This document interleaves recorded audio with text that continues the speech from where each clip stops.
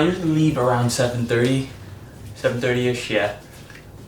To catch it's like it's a 10-minute walk from here to the train station, to the LIRR.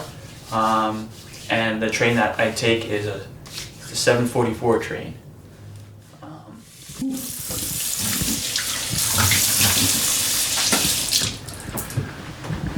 Alright. Oh.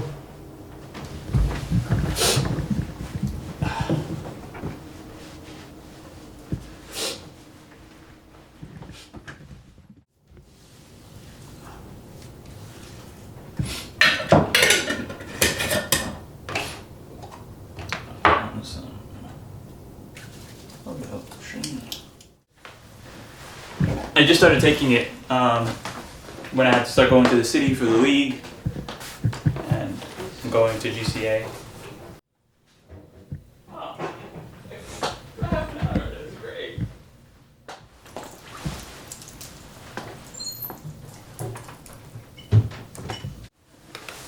I have holes in my socks.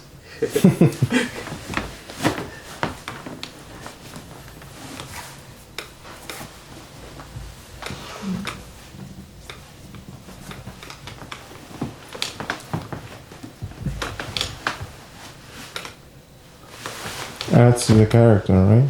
Yeah. That's definitely one word.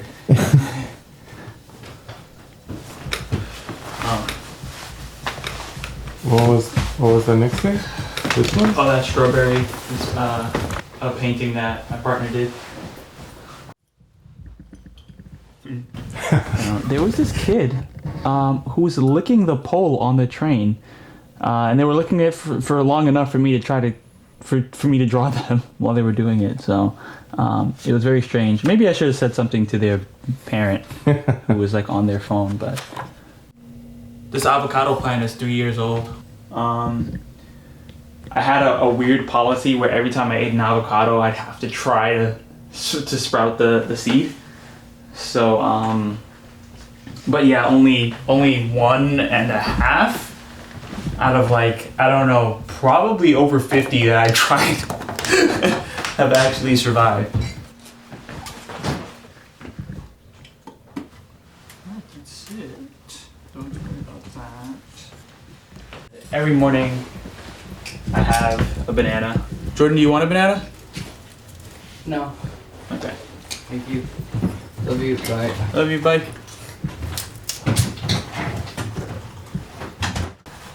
Do you want some water? I'm good. Okay. Yeah.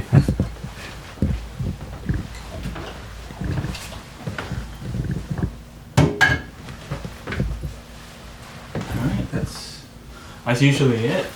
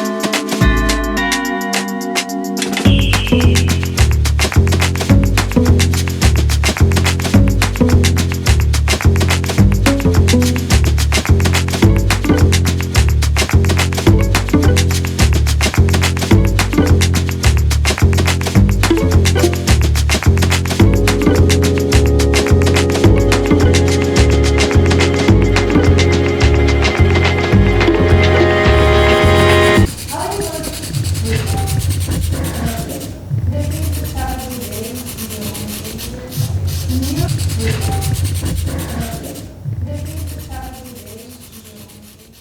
it on vibrate. All right. So, first time for both of us. Yeah. It's pretty intimidating, no? Yes. Yeah. But welcome. it's good. You're a first time guest, and I'm a first time host. Yep. That is the case. This is also my first time, being interviewed. Yeah. Yeah. Period. I think. How are you usually with talking? Do you have a lot to say? No, not particularly. I mean, I guess it depends on the topic. I'm sure I can be pretty verbose on random things, but I guess it depends. Like what? Maybe art, animation, cartoons, probably. Yeah, but also, I mean, as you get older, you realize how ignorant you can be about things. So maybe you want to pull back on any strong opinions. Okay. About things, Yeah. One of the things that I've noticed with my own conversation, it's I sometimes go into a conversation trying to convince other people. Oh. Yeah, and I think that's absolutely not a good thing for a good conversation. So I try to convince people of my opinion. Oh, okay. Yeah, my opinion is the best one. So okay. Yeah, that's the context of sharing your opinion. Is not usually to. Okay. Yeah, that's fair. So that's something that I need to work on. I mean, I feel like it depends. I mean, if that's the general approach to any opinion sharing that you have, I guess that's something to work on. Yeah. But I imagine if it's ethical, you're sharing things about ethical behavior, and you're like, I think most people maybe oversee this sort of thing that they can engage with in their life. It's fair to try to convince them, I guess. But also, it's a learning experience to know that you cannot change people's opinions in one sitting.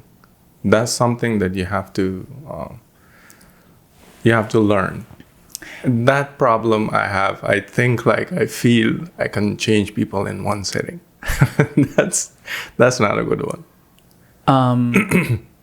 Yeah, I suppose it's not. I suppose it's not good. Maybe it's not realistic. Yeah. To maybe enter most conversations thinking that you might change them, and provided that you guys have a disagreement. Yeah. But I think also it changes based on the demographic.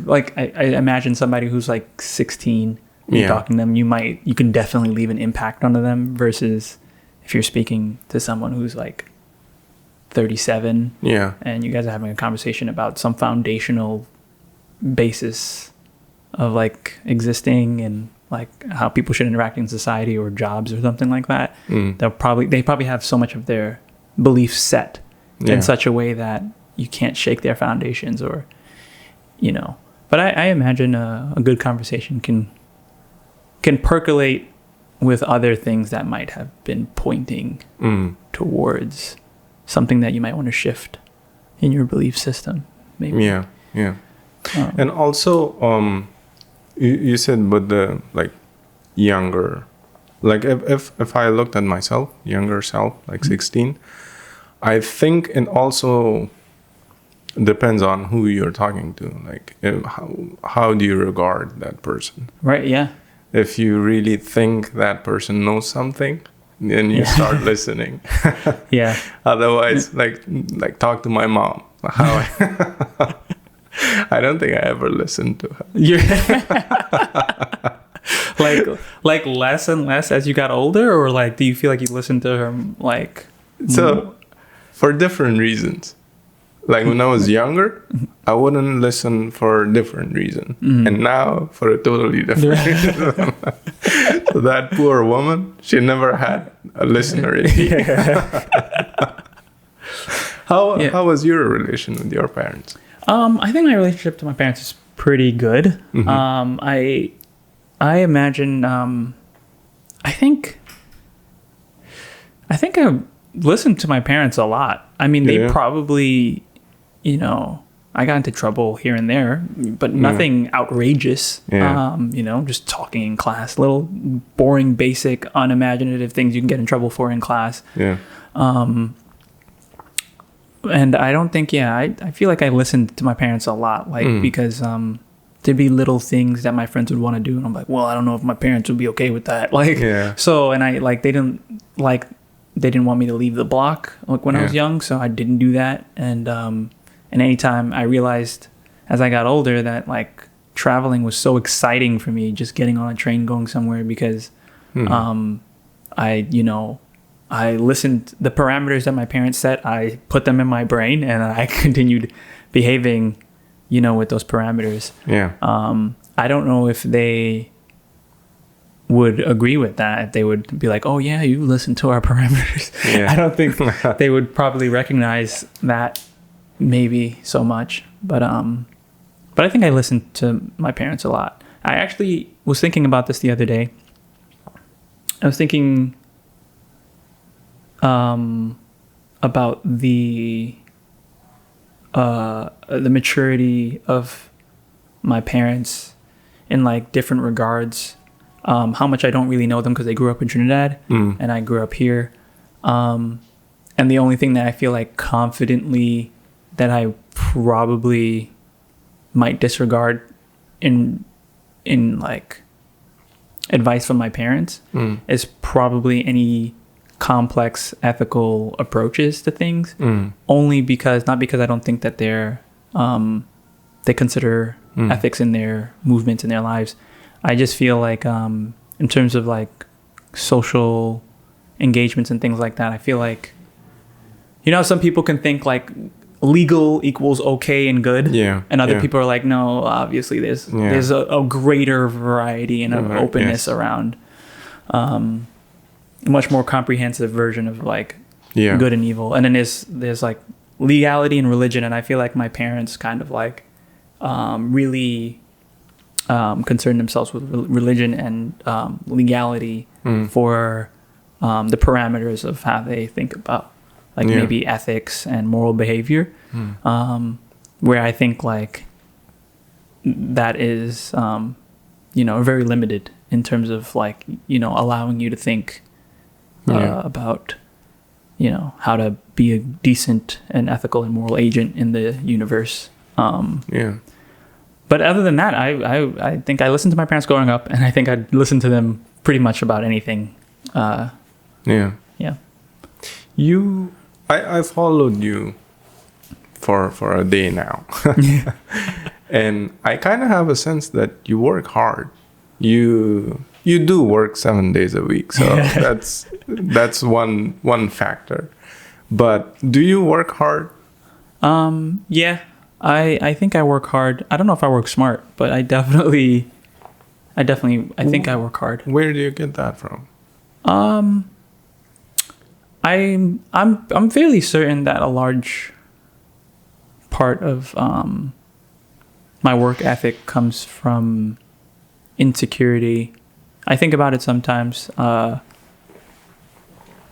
because my parents are at least socioeconomically and in their standing and with their family, they seem to be successful. My father is a mechanic for GM, and it's not exactly a high position in society, but he's very good at his job, and people recognize that when me or one of my brothers show up at his job, they're like, "Hey, it's Claudio's kid. You must know so much about cars. You must have an intimate relationship with vehicles." And because he's very hardworking and also just passionate about cars. He's always working on cars at home. He's working on cars at work. People know that he will work on, if someone a family member or a friend comes by and have a problem with my car, they know he's concerned with doing a good job, but also because he likes cars. My mother, I'm not too sure if my mother is passionate about her job. My mom also works in finance. She's an accountant. She's the CFO. Oh yeah. Yeah. Oh wow. Of a like a mega church sort of. I don't know if it's called a mega church. It's just a big church. And she's seems to be very competent at like just organizing information and math and things like that, paperwork kind of stuff. I'm not too sure if it comes from any sort of passion for math or numbers. I don't know if she's doing it because she loves that work, but I know she's also very hardworking, and they're both respectively in their positions very competent at their crafts, at their work. And that's something that I recognize that I'm just, I don't think I have any particular, I'm not particularly, what's the word I'm looking for? Exceptional in any, like craft or work per se, other than my work ethic. But I don't think I've honed any sort of skill set or, it's particularly a skill set that, and it doesn't necessarily have to be financially viable per se, but I'd like to be able to have a tantamount like skill set to my parents of understanding and knowing a thing that I do all the time. And that's what I think that's what I bring to painting, and that's what I bring to drawing. I don't even really paint. I painted a little bit, but and that's what I'm trying to bring to the craft, is like be the equivalent of like if I had a kid. I don't plan on having any kids. It'd be nice if people thought like, oh, you must know so much about painting, because the same way my father is kind of respected for his work. I'd like to have that sort of relationship with a craft and work. And I think that's what drives me to get better and good at it. Was that something that you learned, or you were always like that? Oh, definitely something I learned. I don't think I was ever lazy, but I was, I was never lazy, but I didn't have any focus on anything. I didn't have anything to lock onto. I kind of doodled here and there growing up. I went to college and I changed my major 3 times, like from like vet tech, because I liked animals. I still like animals. But like nothing sparked anything to keep me like locked in on, like I didn't like fire off on different cylinders that would keep me locked in on any one thing. So I would just not I would just kind of fall off of a lot of things.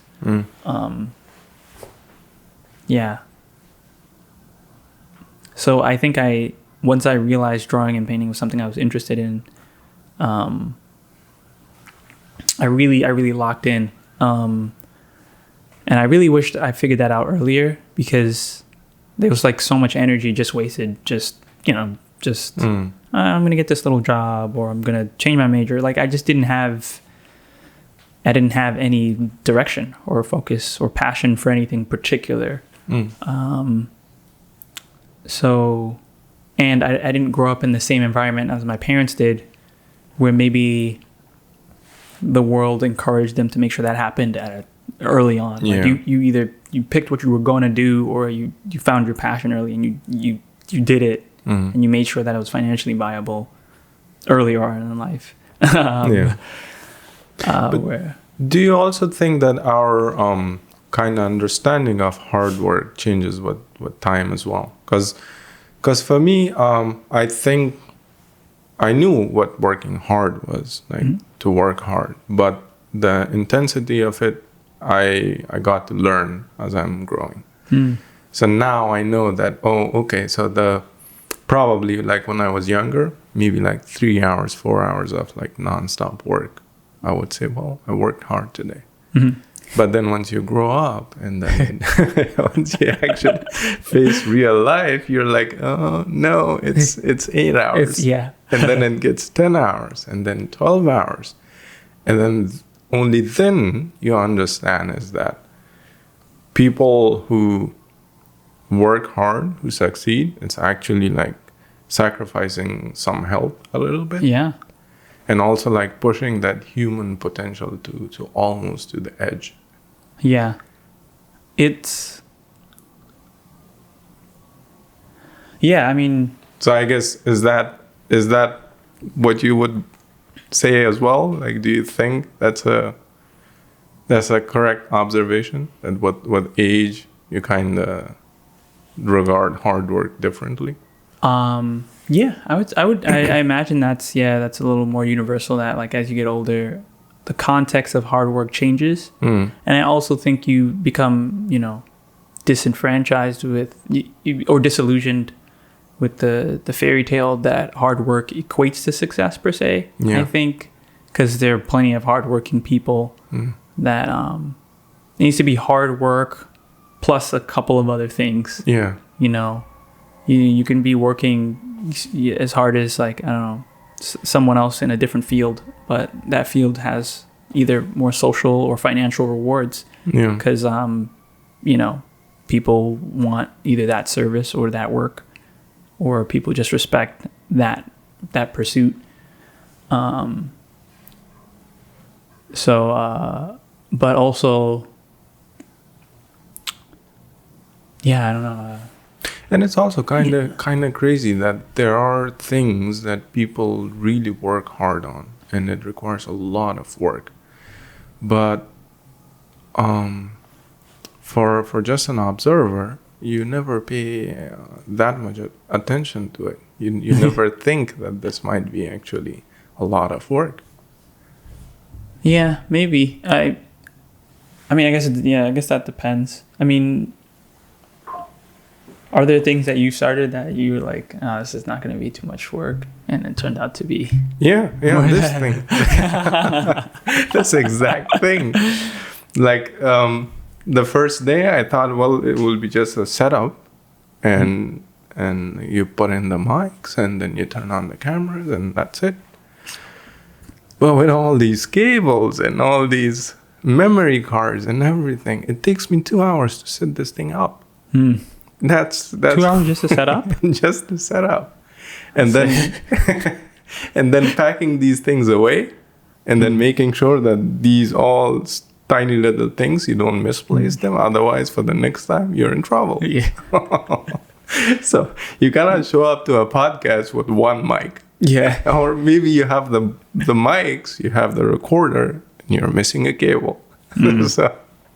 So yeah, that's one of the things. And right now, when I was talking to you, I was like, did I set up that camera correct? Am I blocking you or not?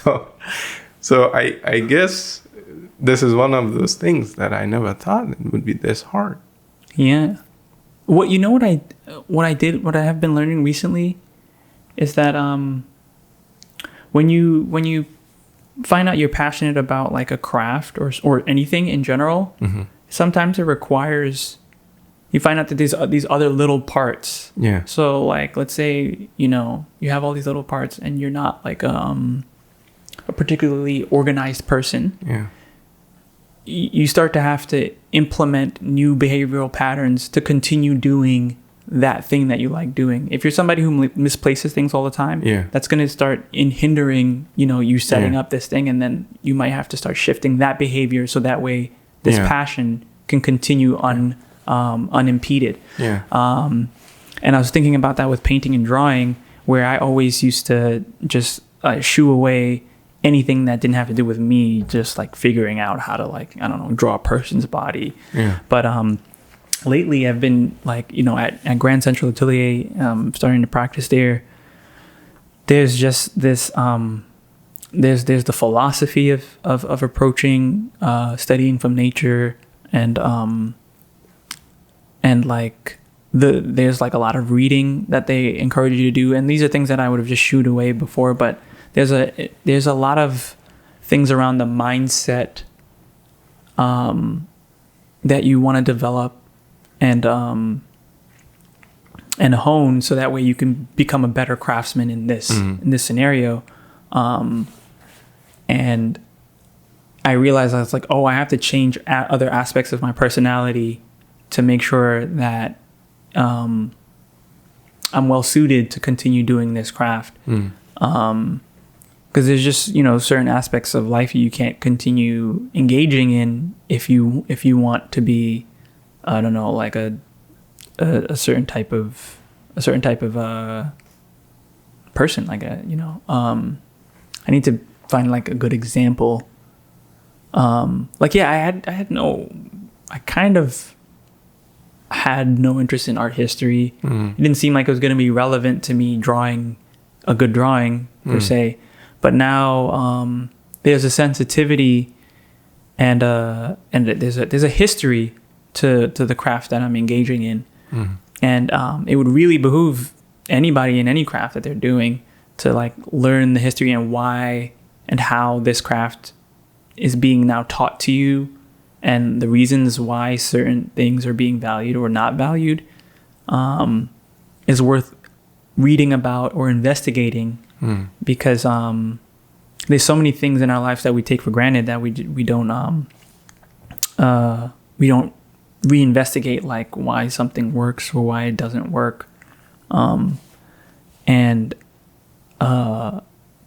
There's like there's context to be considered, I feel like it's kind of like, with culture, like you don't just throw on a t-shirt with a symbol on it, right, that it might have like a religious connotation to it. And you don't just throw it on because like, I like this t-shirt, it's very soft and it has like this cool, like, I don't know, snake or something on it. But there's like history attached to that symbol that's on your that's on the shirt that you're wearing, and you might just want to know a little bit about it. You don't have to study history or anything like that, but you might want to read an article that just talks about what that symbol is and what it means to other people, so that way you don't mistakenly associate yourself with maybe people that you don't want to be associated with, or maybe in other cases appropriate people's culture or something like that. It's just one example, but like there's probably more reasonable examples for like context of the history of like pursuing something. So GCA, do they help you? Like, you think it's helping you with your art? I think so. Yeah. Or maybe let me put it this way: do you think institutions help with things like art? Do I think institutions help with things like art? I think institutions can help with the technical craft of something. It can give you greater context, because usually institutions or ateliers, they're somehow connected to the grander, both the history and the grander contemporary space of how whatever it is you're doing, whatever art you're doing, is connected to the world right now. And it puts you around other people who are concerned who have similar values. So I think it definitely can be helpful. And it's helpful for me. I know I don't have that.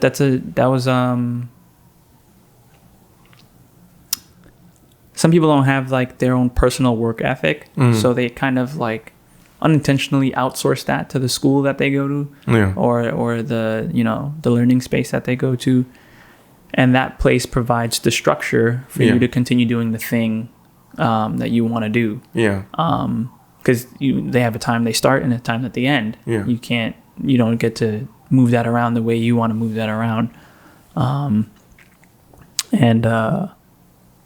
And that I find very helpful for me, because even though I'm not lazy. I don't find it difficult to do like tasks.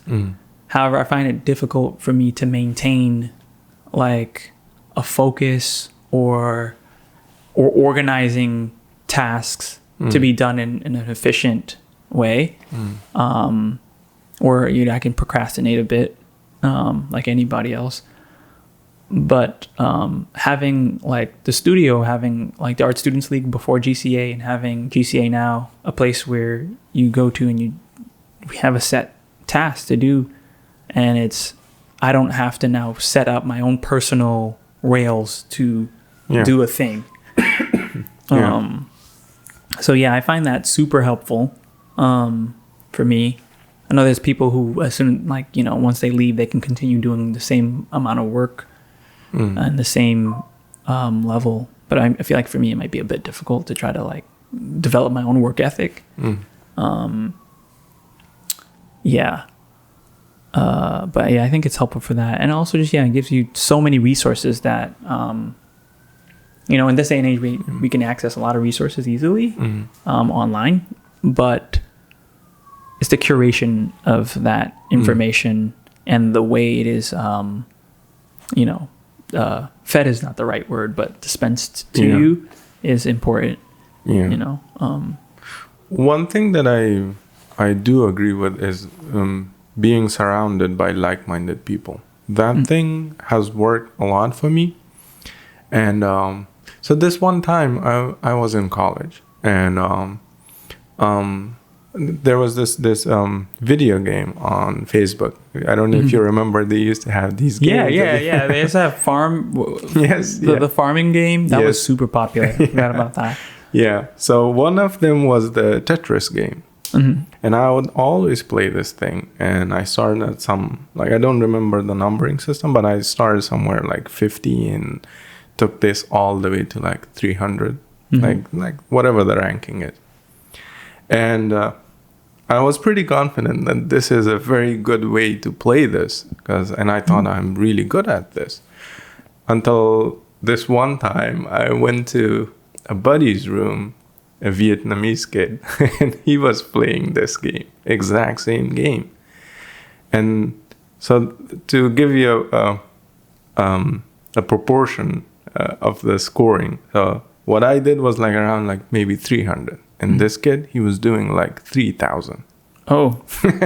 So that's how different the thing was, the skill. Yeah. And then just by looking at him, I come back to my room, and just by looking at him, how he does that, I tried the exact same thing. That growth that I had from 50 to 300, that probably took a couple of months. And then from that 300 to what probably like 1,500, right away. Wow. Just by looking at this game. Yeah. And I think that's the part that if you're surrounded by like-minded people, you kind of pick up these stuff. Yeah, for sure. Absolutely. I was thinking about, I don't want to speak poorly about any other space of where I learned art, but like just the standard, the bar is just pretty high at Grand Central Atelier, and like the skill sets that people have around there. Yeah. It's in large part it's due to because, people have the opportunity to be in that space. I mean, there are plenty of people in different places that if they had the opportunity, they would be being produced in that way, but like being in that space, there are just questions about color and light and draftsmanship that wouldn't have crossed my mind maybe for 10 years if I was just doing this by myself. And so like being in a space like that really can hone you and teach you a lot pretty at a rate that you wouldn't be able to accomplish on your own. So yeah. And I remember having the experience of watching somebody draw twice, and it immediately changed the way I drew. Yeah. Like I felt it in my body, like the way I drew immediately changed. And that's a real great experience. Yeah. To be able to. And I learn. Think only for that, probably institutions are worth it. Yeah. Because you do learn from that a lot. Yeah. Yeah. It's definitely great. These spaces that hold knowledge of how to do things. Yeah. So once you're done with this, well, what's next for you? I don't know. Well, the situation with me, Grand Central is like a 4-year program, but it's not exactly cheap, and so my parents helped me out with the first year, and I have to figure out the other ones. Maybe I might be able to convince them to help me out with the second year. But right now, when school is over, I'm probably just gonna return to studying at the Art Students League, where I've studied for like over 5 years already now, and that's where I've been doing a lot of my practicing. And I'll probably just bring a lot of things that I learned from there to continue practicing. There are things that I can continue working on from that I've learned from GCA, that will help me hone my skills. And I don't. I used to have the intention of making comics and cartoons, but I'm really not too sure what I want anymore. And I'm trying to like not be too concerned about like, oh, well, what am I going to do with this? I just want to kind of like continue just concerning myself with honing the craft as like and becoming exceptional at draftsmanship and painting is just something I'm interested in general. And I think the application of it, I can play around with. I just feel like it might come and go. I'm not sure. But why do you think you're not into comics as much anymore? I think... I guess what I'm trying to say is that also a byproduct of an institution, like kind of beating the thing out of you? I think that's definitely a part of it, but I think the truth is that I didn't know what it took to make any art in general. And it's kind of like maybe I don't know if it's a good analogy, but maybe like someone's trying to get from point A to point B, and to get there, they have to like climb a mountain to get to point A to point B. But as they climb the mountain, they change on the way, and they didn't realize that to get to point B, these things would happen, or this is what you'd have to do to get there. And your entire purpose for getting to the other side has now shifted as you have gotten up there, because you have greater context about what it looks like to get over there. And so, like, on the path, I mean, it started with me taking a couple of drawing classes and going to comics classes. Then I was like, oh, I don't know how to draw. I need to practice drawing. And so I went to start figure drawing, and figure drawing is like infinite. Like, and it's this huge thing that you can keep getting better at. And I felt like, I don't know if I fell in love with it as much as I've become become obsessed with trying to get better at that. And that became like, that kind of like shifted. And during the practice and the things I was learning about what it takes to be a good draftsman in like at least figure drawing, it kind of like changed like, a lot of my amorphous goals, which maybe, I don't know if it's a result of me not really having strong goals of making comics, or if like the practice and the institutions have kind of like maybe like shooed that away. It might be a little bit of both. I think also, to be honest, my passion to make like art, comics or cartoons or just art in general is like this big, and then like my insecurity about my technicality and my inability to accomplish those things to a good level is this big. And I think my insecurity is just bigger than my desire to make art.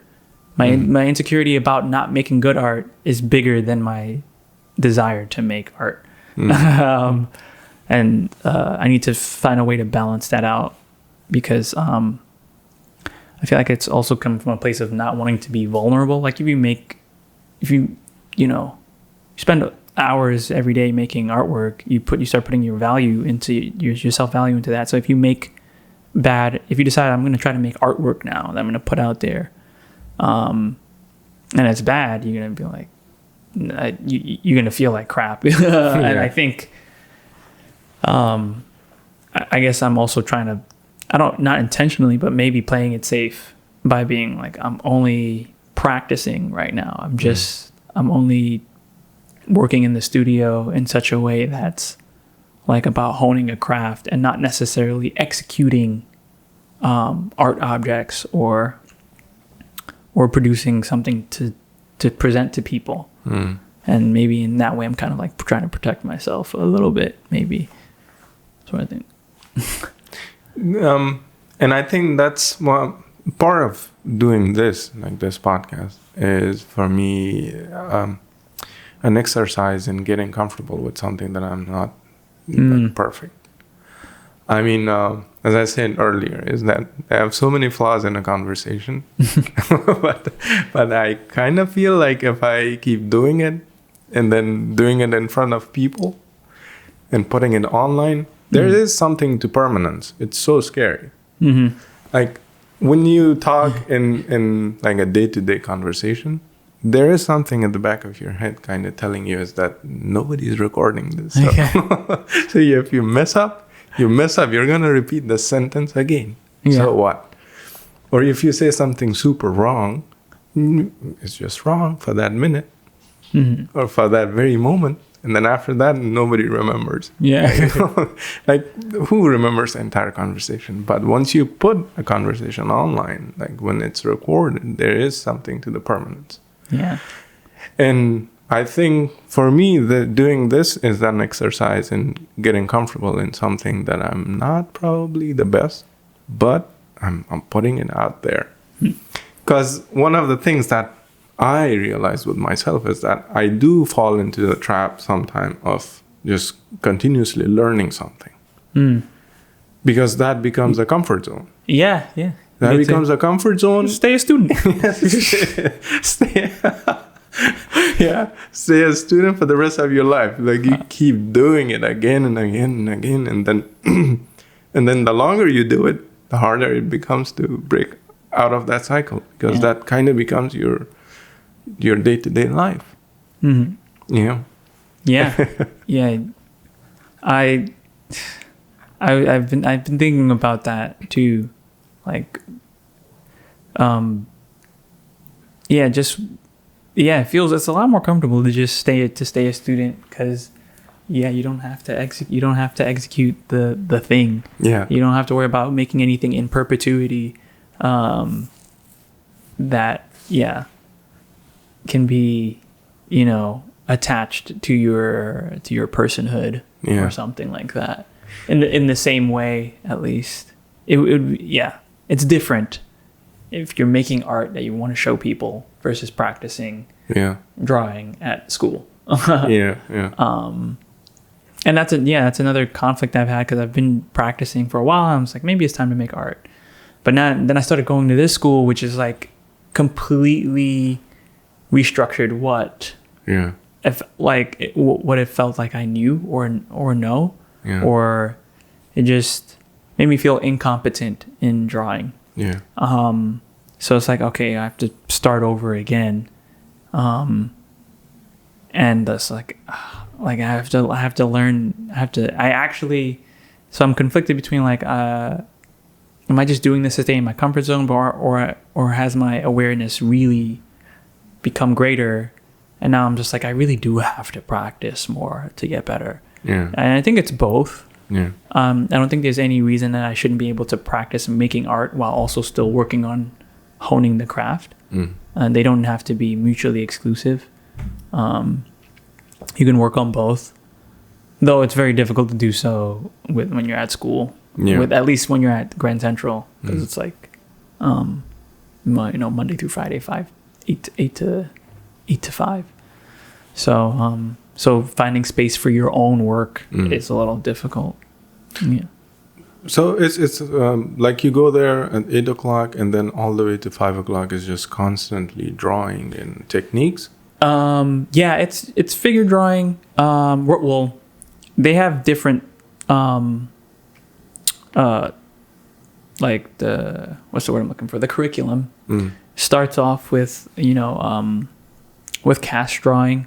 So casts are generally small reproductions of the David sculpture, Michelangelo's David sculpture, excuse me. And then we spend a lot of time working on modeling form and blocking in, and getting ourselves familiar with the way they conceptualize form, which is like 3 dimensions. Why things look like the illusion of 3 dimensions on a 2-dimensional surface. Yeah. And that is a lot harder than it sounds. Though, locking into that, especially if you spent time learning like a different language of conceptualizing form. So we do that, and then we start working with models some few months in, and we've just been figure drawing, and that's usually from 8:30 to 12:30. We figure draw, then we have a break, a half an hour break for lunch, which is really not very long. Yeah. And then we start back again at 1 to 5. Yeah. And that's. Do you think like people like Michelangelo, they probably had like 1,000 really shitty sculptures, and then one good sculpture, and they kept that, and they threw away everything else? I think that I should know more. This is another thing. Like I should know more about Michelangelo and the history of these great artists. I'm sure he made plenty of terrible art, or at least, they talk about how he tried to get rid of some stuff. I think him and Leonardo da Vinci tried to get rid of a lot of their work, or they did successfully get rid of some of the stuff that they didn't want people to see. But. And those are the stuff that people know that they got rid of. Yeah, right. There might be a bunch out there that were like total horse shit.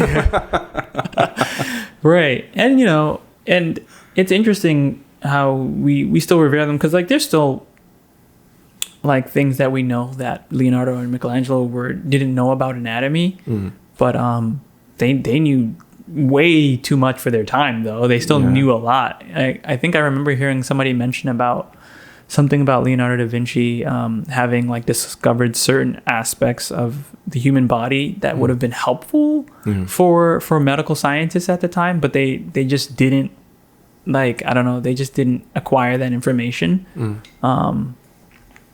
But yeah, I think everybody knows that they have to get through their 1,000 shitty drawings and shitty paintings before they get to some good ones. But yeah, and it's, and also people don't talk about how mental that game is, Yeah. Because you're spending all this time, and people are like, oh, you're spending all this time drawing and painting. Are you good yet? And it's like, you show people what you're doing, and you're like, you spent 5 years doing this, and this is what you did. Like, it's so hard, and people think you were kind of like born with it and whatever, and it's like, nah, it takes a lot. And it's like a detailed work takes a lot of time too. Yeah, a lot of time, a lot of discipline. And the thing with art is that some of these pieces that take a long time, by the time you start at the head, by the time you're at the toe, you start hating the head. Because you develop so many other new techniques and skills along the way to get to the toe that now you hate the head. Yeah, you'd hope that, because you'd hope that you'd gotten better by that time. Yeah. Yeah, right? Yeah. You had that one drawing of an air. How long did it take you to draw that? Oh God, I think it took me like a month and a half. I should have recorded the time exactly. But and were you working on it like regularly? Yeah, pretty Monday, much every day. Pretty much Monday through Friday for about 3.5 hours. Monday through Friday. Because, there'd be, little breaks here and there. And maybe missed a few days just from burnout and being tired. But yeah, that drawing of that ear cast was like definitely over a month and a half work. Yeah, and it's still not done. Yeah, and, and I still didn't finish it. And other people in my class like finished much more complex stuff. And yeah, like that's another thing. Like coming from where I used to practice at the league, I wasn't like an exceptional draftsman, but like I had honed a certain set of skills that made me feel like they would be transferable to go into this school. And I got there, and it was like actually it made it harder for me to do the things there. And when you're in a space where you're not making art, you're actually working on honing a set of skills. Like when you're in a classroom and everybody's making their own art, there's a lot of space where you can't really judge each other on that, because you're doing your own kind of thing. It doesn't have the same comparable. You can't compare them as easily if someone's working on like a comic about their childhood, and then there's someone else working on an illustration about this fantastical beast. They just have very different considerations. But when you're in a school where everybody's doing more or less one or two of the same things, you can't like the comparisons is just by default a part of the mental zeitgeist of like how you operate and move through the space. So being in there and like realizing, like at least to my peers, that I wasn't like grasping the skill set as efficiently as they were. That's another hard mental thing you have to like bolster yourself against and with, when you're like, I'm a pretty weak link in this chain of practitioners. And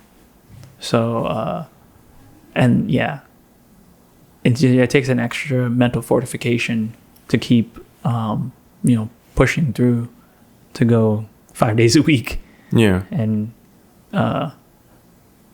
not be as good as your peers. Yeah. And do you think life is probably a little harder for artists because art is their skill? It's definitely harder in some ways.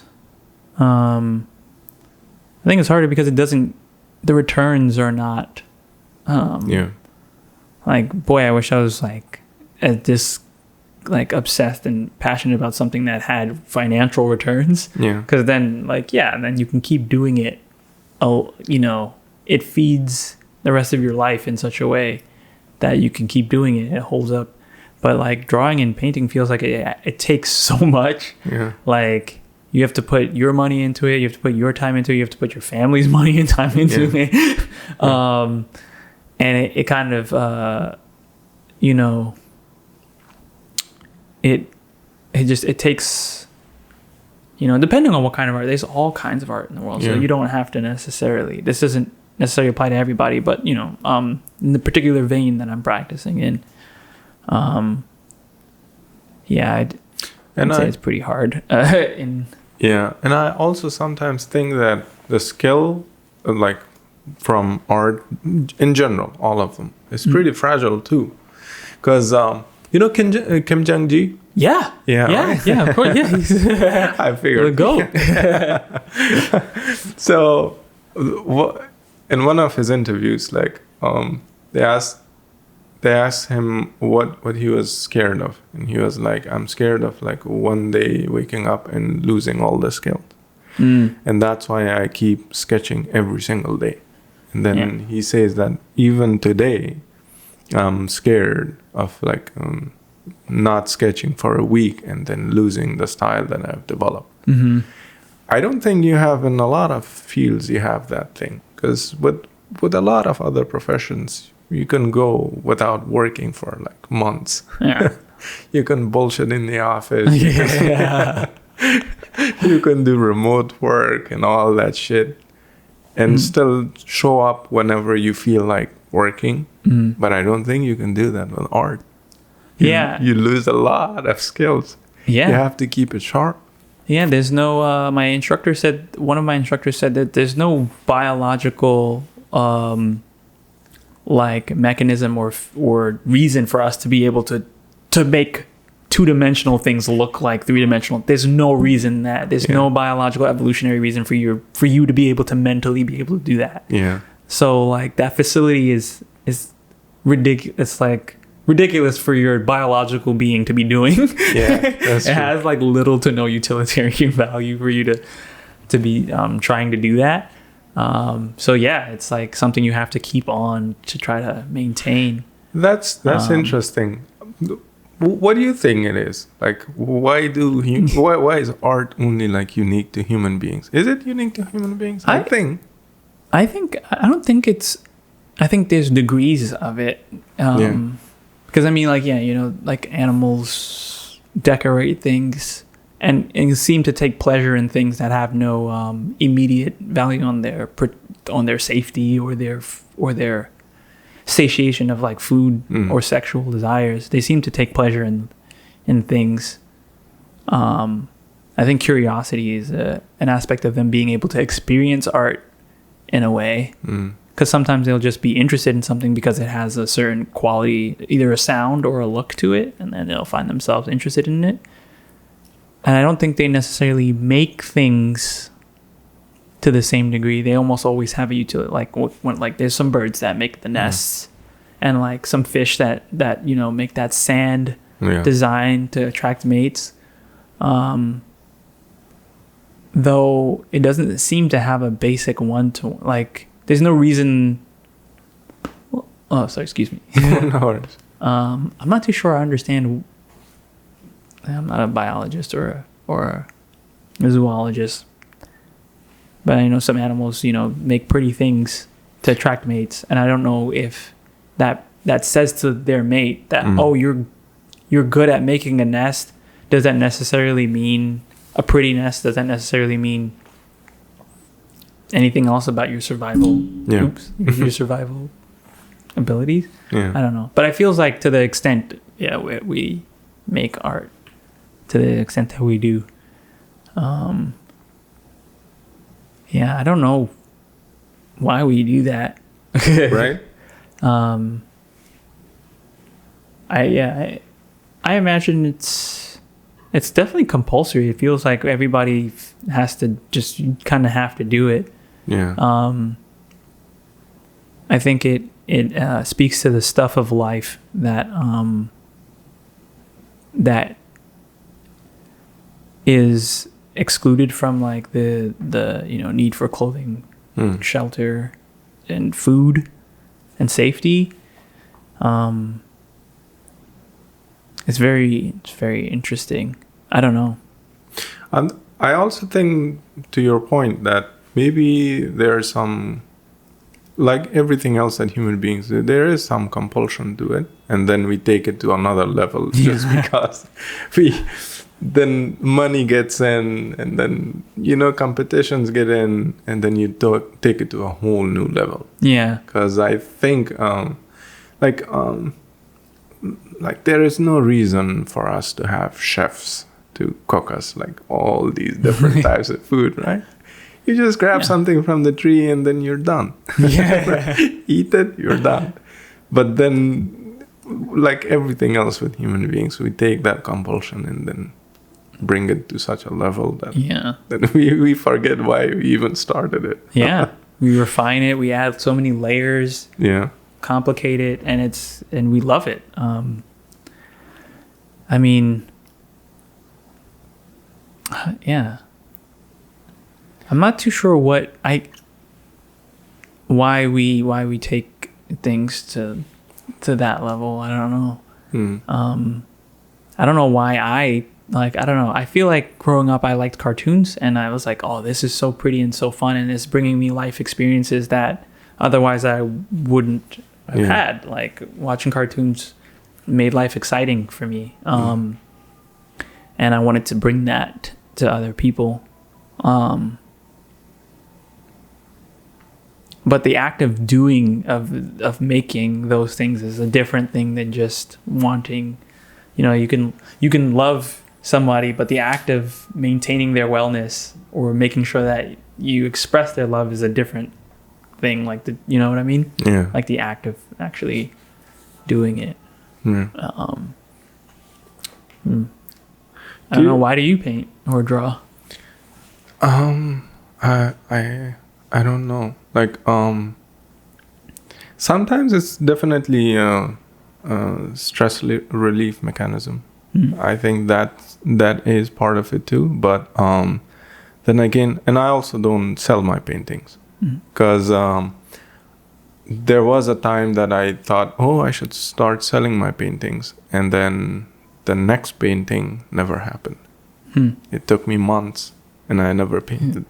So I never drew, just because I said, oh, I'm gonna start selling it. It added this extra thing to my head. I don't know what it was. I couldn't draw. And whatever I would do, I would always have that thing in my head that I'm going to sell this to somebody else. It has to be good enough. Yeah.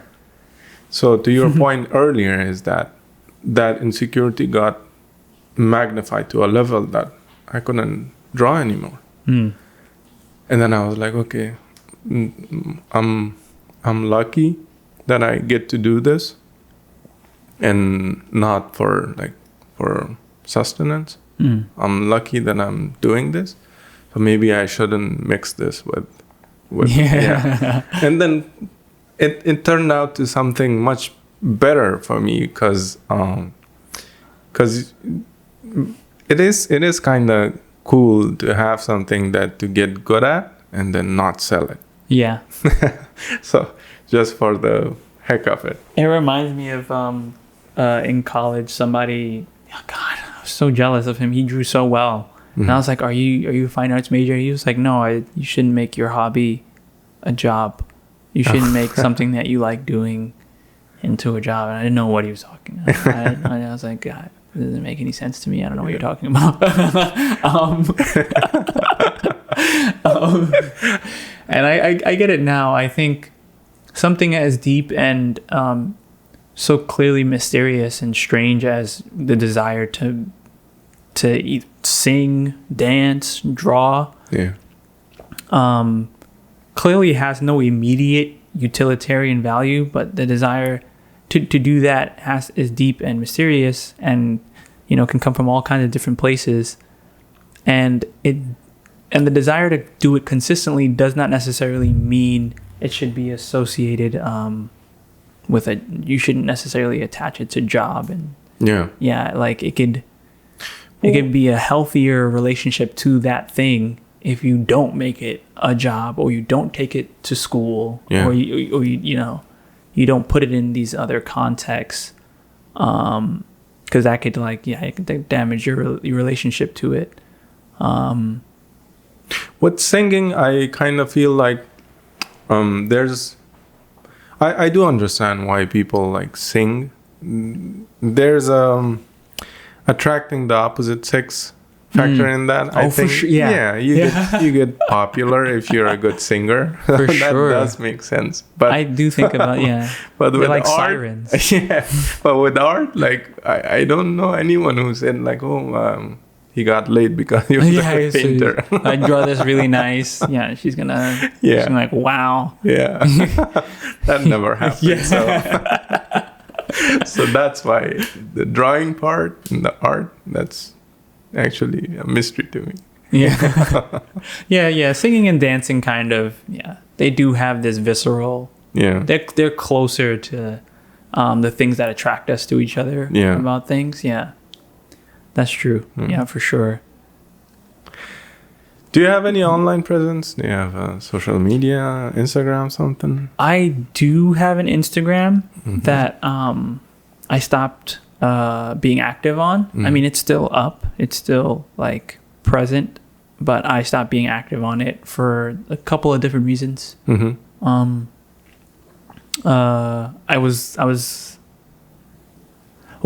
of the reasons was I was gaining following. People were looking at my page and stuff, and I started feeling like what am I bringing people here for? You know, like even if they're only looking at my stories for like 2-3 seconds and then moving on to the rest of their scrolling, or they're coming to look at my drawings. I was like, what am I actually offering in experience to these people other than keeping them on a platform that is in aggregate not healthy for them? 90%, 95% people using Instagram and things like that are leaving afterwards not having checked up on their family, not having kept up with their friends or anything like that. They just watched a bunch of stuff that they might remember one thing of. Like in aggregate, I feel like I was just helping distract people with my mediocre drawings. And I was like, I don't want to do that. I also started feeling just insecure because I would spend all my time on Instagram and just be looking at people who were 3 times, 4 times, 5 times better. I'm just following artists who were just excellent draftsmen and painters and cartoonists. I'm just like, it's going to take me 17 years to get there. I can't, and I'm just like looking at that. I can't even enjoy the art anymore because I'm just thinking about how much I can't do what these people can do. So there was that aspect. Also with just generally just watching silly videos that brought me no long-term value. So I was like, okay, with those 2 combinations of things, maybe I should take a break from using Instagram, and I'll return when I feel healthy about my relationship to drawing and painting, and I feel like I will be sharing things that that I feel confident in and I value.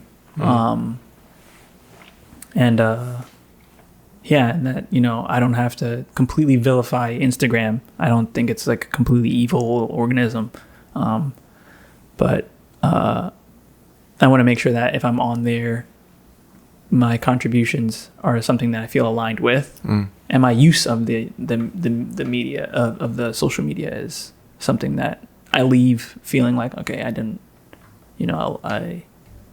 I'm happy that I spent some time on Instagram, because most of the time when we come off of the social media, we're like, not the same thing as spending time at, you spend 20-30 minutes reading a book, you finish the book, you're like, and then like you spend 20-30 minutes on Instagram, you're like, you're like so well, listen, I've seen you a handful of times at Ed's place and all, but I saw you these couple of days, and I really appreciate that you're a hardworking person.